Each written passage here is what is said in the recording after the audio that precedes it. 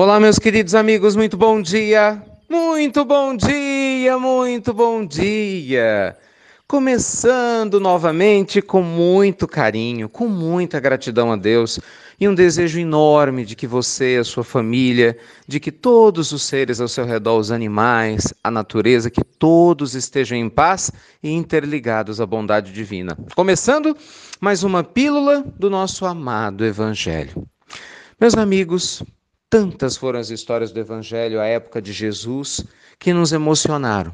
Tantas foram as histórias do Evangelho na época do Cristo que venceram as barreiras do tempo, chegando até os dias atuais com ensinamentos profundos, tocando, o nosso coração, nos enchendo de esperança, de alegria, de bom ânimo, recordando os ensinamentos do bom pastor.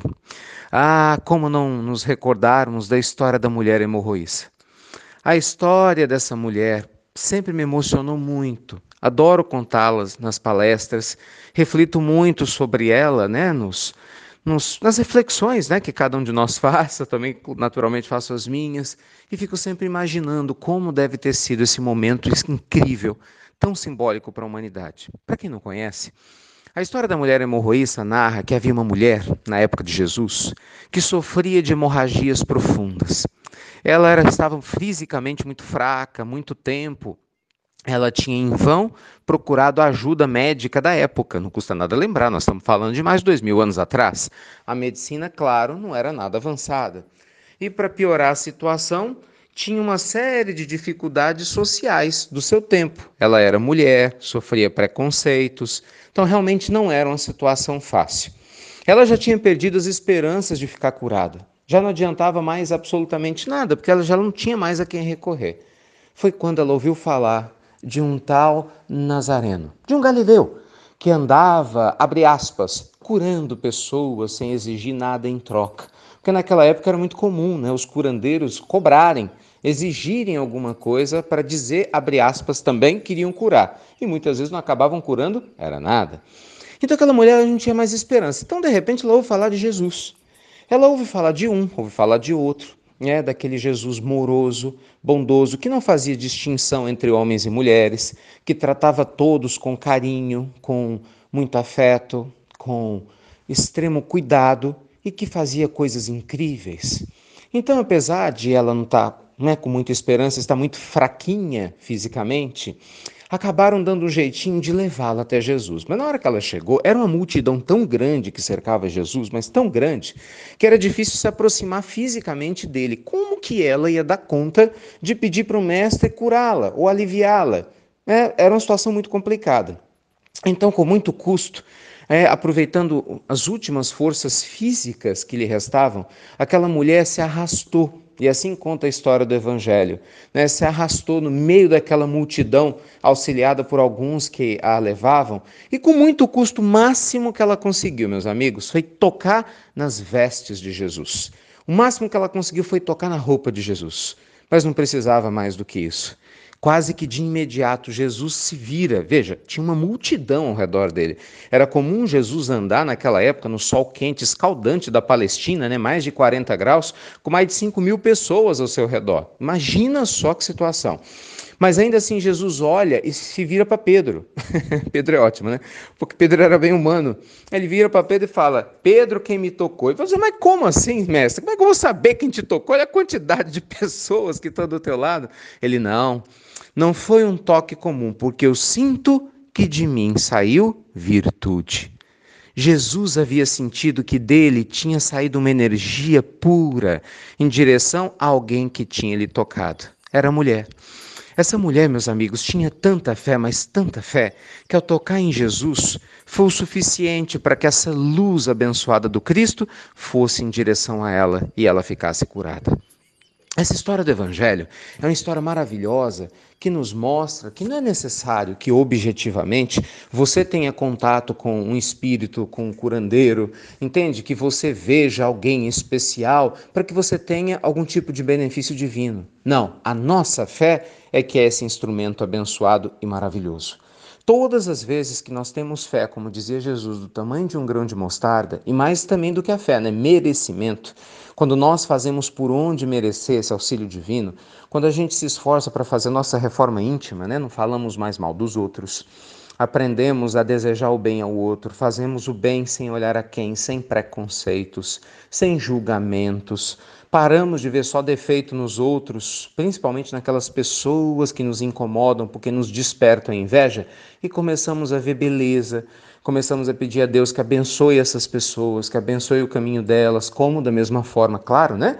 A gente também pede para abençoar o nosso. Enfim, quando nós começamos a fazer a nossa parte para que nosso coração brilhe com amor, nós começamos a fazer nossa reforma íntima. Enchemos o nosso coração de perdão, não é? De alegria, e essa energia positiva toma conta de nós, muda a nossa vibração. Então a gente que vibrava muitas vezes numa vibração baixa, ralinha, de pessimismo, de falta de ânimo, de esperança, a gente passa a vibrar numa vibração elevadíssima, de amor, sabe, de bom ânimo, de muita esperança. Então é claro que a gente passa a atrair um nível, uma qualidade, entende, de energia muito superior.